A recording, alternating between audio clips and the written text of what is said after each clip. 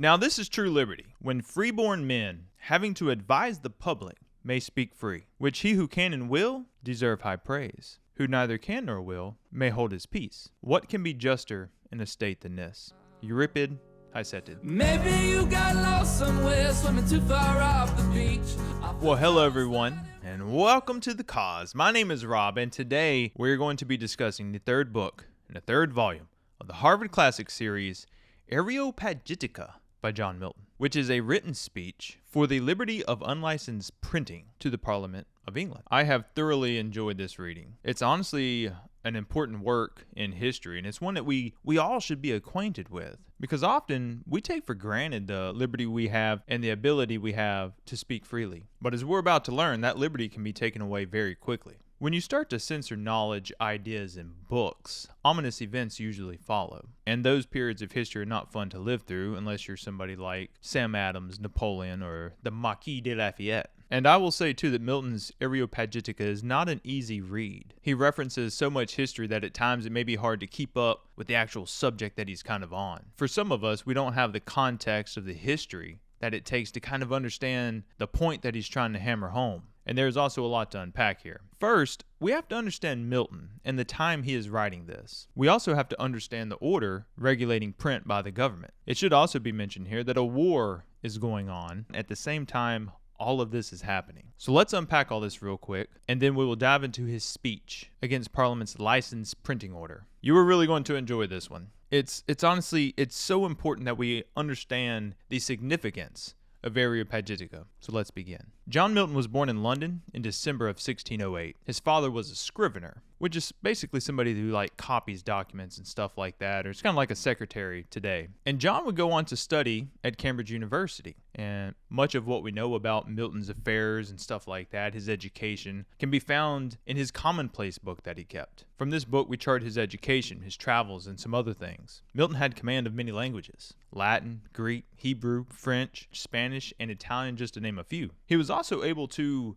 immerse himself in some of those languages throughout life, because around the age of 20, and I think this is important for the context of his speech that we're about to go into, Milton traveled for about 15 months around France and Italy. He would meet the astronomer Galileo during this time, who was under house arrest at the time for heresy and, ironically, writing about things his government did not approve of. This would have been the Roman Inquisition that would have tried him and found him guilty. And I bring Galileo up because Milton mentions him in his speech. Milton's attack on censorship, the Areopagitica, moves him to align with the parliamentary cause. You see, Areopagitica was written in 1644, or published then. And we have to remember this is during the English Civil War. He is also writing this after catching some heat for writing a pamphlet on the support of divorce. You see, Milton was having some marriage issues, and it does not appear from my reading that, his wife liked him that well. So after understanding that, I kind of got to question, is he writing this for the good of the people, or to make political moves and justify his offensive works of the past? Milton would eventually align himself with Oliver Cromwell, who was actually in support of removing the king. Now, I do not have a very clear understanding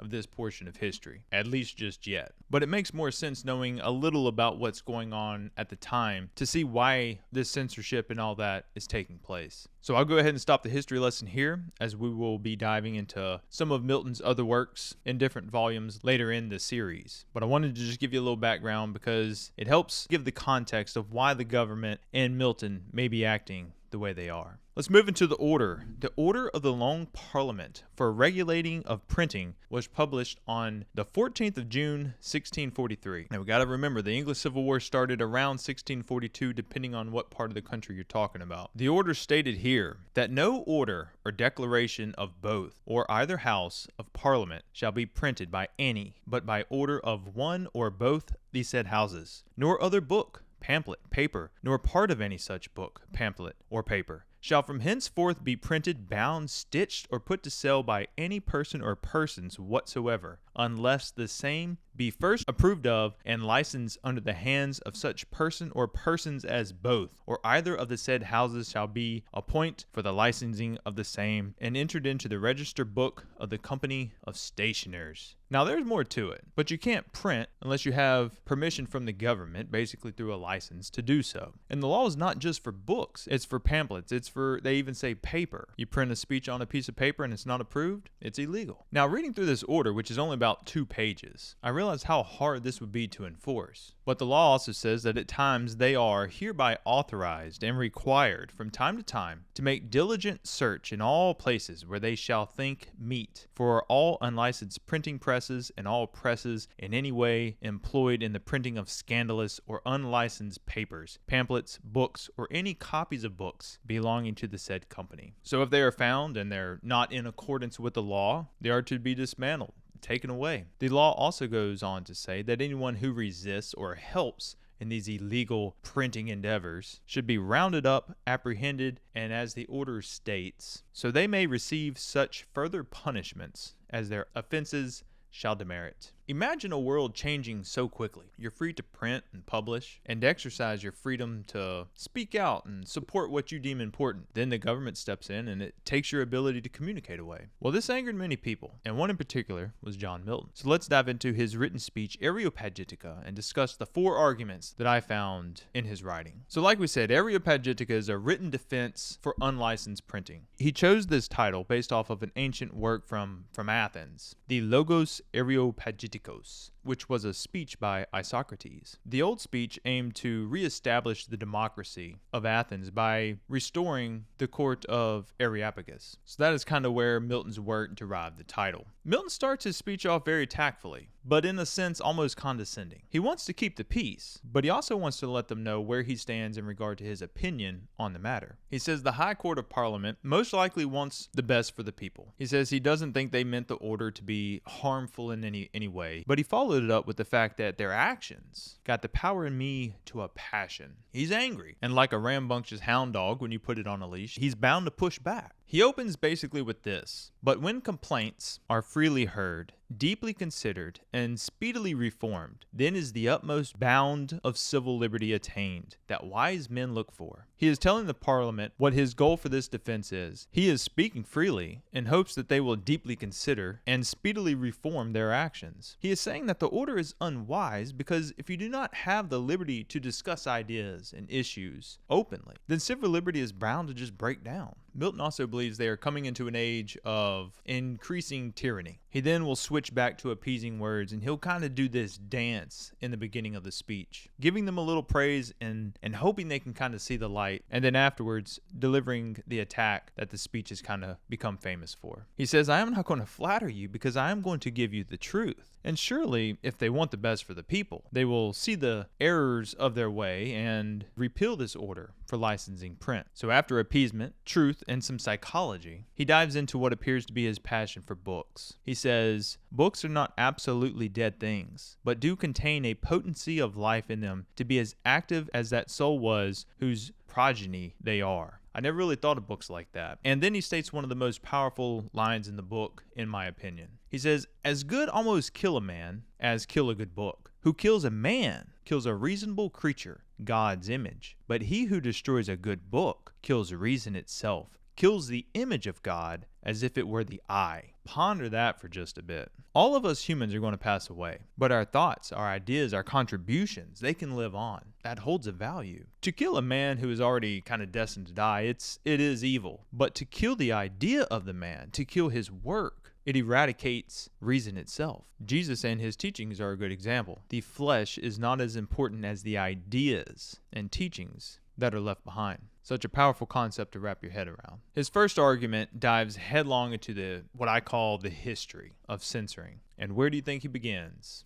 In Athens, where books and wits were ever busier than any other part of Greece. At this point, he brings up the hill of Areopagus, which is in Greece, and where the councils were held. And he said the judges of Areopagus commanded to burn some books of Protagoras, and these judges would also banish him for confessing not to know if a God existed. And now I'll say, to be effective, his historical argument requires you almost to be aware or at least familiar with much of the history he is discussing. He mentions Cicero, Plato, and he brings up Lacedaemon. He then ventures into Sparta, and he has kind of this amusing line about Sparta that I like. I'll read it to you. So in regards to the Spartans, he says, "There need no licensing of books among them, for they disliked all but their own." He brings the history up to Diogenes and Cato the Censor, who banished all the Stoic Attic babblers out of Italy. Cato the Censor was a proponent of Roman culture and Roman values, and he did not really appreciate the Greek culture kind of creeping into their empire. Milton then goes in to discuss some Latin comedians, and then he brings the history all the way up to Pompey and Octavius, where here he states, "From hence we shall meet with little else but tyranny in the Roman Empire, that we may not marvel, if not so often bad, as good books were silenced." Rome would eventually convert to Christianity, and he has an important line about that in here. He says, "By this time the emperors were become Christians, whose discipline in this point I do not find to have been more severe than that was formerly in practice." The Christians would go on to censor as well, and try and squash differences in opinion by force, and by doing this, moving away from the teachings of the person they put their faith in. He then brings the history up to 800 AD with the Trentine Council, where he states, "The popes of Rome, engrossing what they pleased of political rule in their own hands, extended their dominion over men's eyes, as they had before over their judgments, burning and prohibiting to read what they fancied not." If what you see is controlled, what you read is censored or prohibited, then your judgment can be easily purchased and persuaded. He mentions the first instance of licensing at this point, and gives a few examples of the gluttonous friars who did the approving. And Milton starts to bring God into his argument at this point. He mentions that God did not censor us, but he gave us free will to think and reason for ourselves. He says God uses not to captivate under a perpetual childhood of prescription, but trust him with the gift of reason to be his own chooser. A concept is mentioned here that I believe can be kind of glossed over, and I may be overthinking it, but it kind of moves into our second argument. He gets to a point in the book where he brings up Adam and Eve and the tree of knowledge, where the knowledge of good and evil is released upon the world from eating from the tree. He mentions knowing what is good by what is evil, and if you've never seen evil, then how can you know what is good? And if everything is constantly being censored and prohibited, then your judgment of what is good has to be affected. Good and evil can only exist together because you can only know one by having knowledge of the other. And you may disagree with Milton here, but I thought that was kind of a fascinating point to highlight. His argument at this point starts to shift more towards the importance of knowledge. A great line is this: "There is no reason that we should deprive a wise man of any advantage to his wisdom, while we seek to restrain from a fool that which, being restrained, will be no hindrance to his folly." Oftentimes we punish the whole for the sins of the few, and in a society that appreciates freedom and liberty, that usually doesn't go over too well. The third argument is just the age-old question: what next? It is licensing print today, but what will it be tomorrow? Music,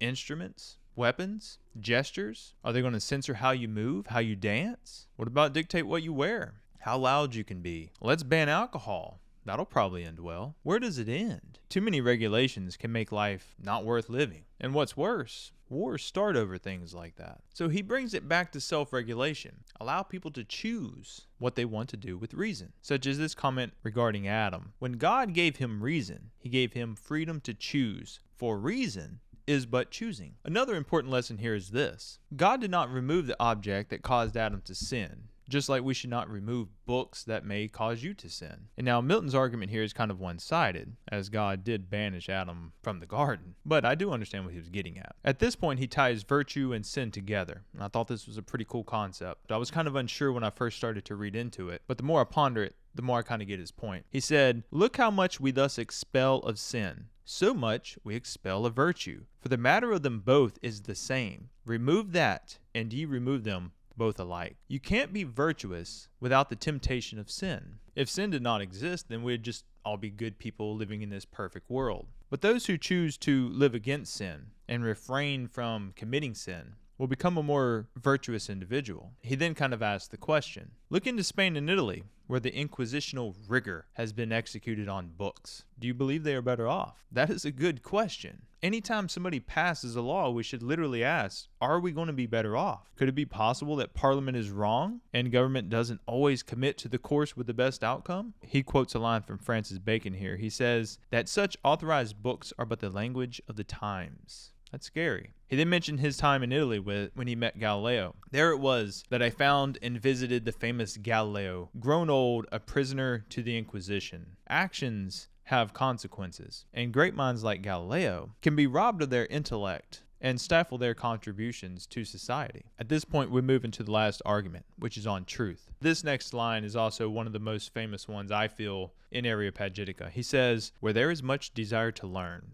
there of necessity will be much arguing, much writing, many opinions. For opinion in good men is but knowledge in the making. Opinion in good men. It's okay not to agree with everyone on everything, especially those who are supporting evil, because to do so shows that truth and knowledge is no longer the aim, and to conform to anything but the truth is to appease. This is important. Being able to hold an opinion without the fear of reprisal or cancellation is important to furthering knowledge and exploring truth. Milton was so passionate about the freedom of speech that he declared it the most important liberty. Give me the liberty to know, to utter, and to argue freely, according to conscience, above all liberties. He views it as the foundation to all other liberties. Because without the ability to speak your honest opinion, you can't argue for the liberties you desire to keep. And at this point, we ask the question, would you rather people tolerate you and your freedoms, or compel and threaten you to change them? He says, yet if all cannot be of one mind, as who looks they should be, this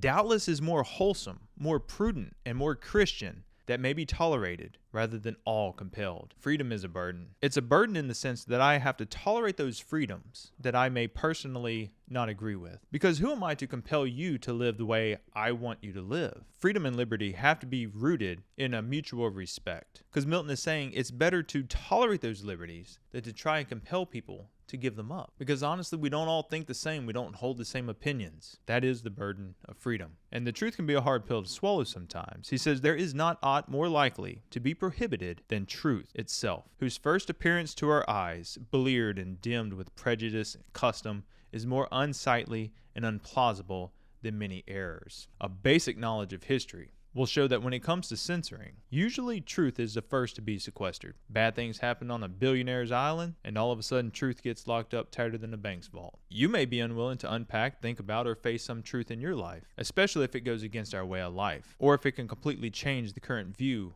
of what we deem as right and wrong. Milton ends his speech with this. This I know, that error in a good government and in a bad are equally almost incident. For what magistrate may not be misinformed? Being informed of the truth is dependent on unlicensed forms of speech. If we are ever to lose the liberty of open speech, we lose the ability to know what truth is. It's said in the book that all that truth needs to assure its victory over error is a fair field and no favor.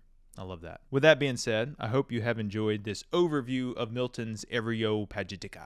And I would highly suggest you read it on your own. It's not that long, but it's a very important work, and it needs to be kept in focus, even in our modern times. And if you're wondering, Milton did not get a license to publish Areopagitica. He just sent it out into the world. Next week, we discuss John Milton's Tractate on Education, which is a letter Milton wrote to a man where he explains the education of a gentleman, which reminds me of old Pip from Great Expectations. Really looking forward to diving into that one. I think it goes with the channel well, so that's going to be pretty cool. These episodes are in podcast form. They're across all the podcasting platforms. If you want to listen to them that way, please do. I will leave a link in the description if you want to check it out. I also roast the devil out of some coffee. So if you want to partake in drinking some of that brown bean yum yum to the tum tum, then check out the link to my website, which will be in the description below. You can use the code THECAUSE for 15% off your first order. With that being said, the podcast and the channel are growing nicely, and all because of your comments, your engagement, and the reviews. I also want to thank those who have become members of the channel. I will be releasing these series a couple days early for you, and I will eventually add more stuff as we go down the road. All proceeds that I make from this channel will be allocated back into making the series just better. I want to wish everyone a blessed new year, and I'm looking forward to adding some new things to the channel in 2024.